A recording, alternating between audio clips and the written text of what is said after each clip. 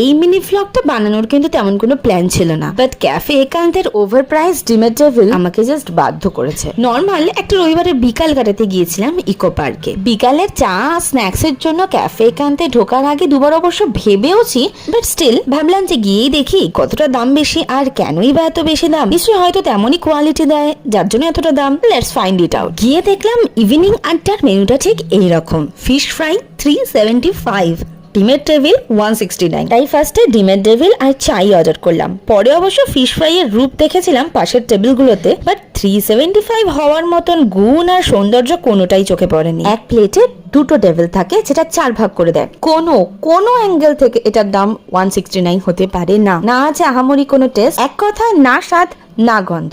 Y 169? Just এসিতে বসে সামনে লেগ ভিউ দেখতে দেখতে ডেভিল খাচ্ছি বলে এক কাপ চা, তাও আবার 69 rupees. It's just a West of money.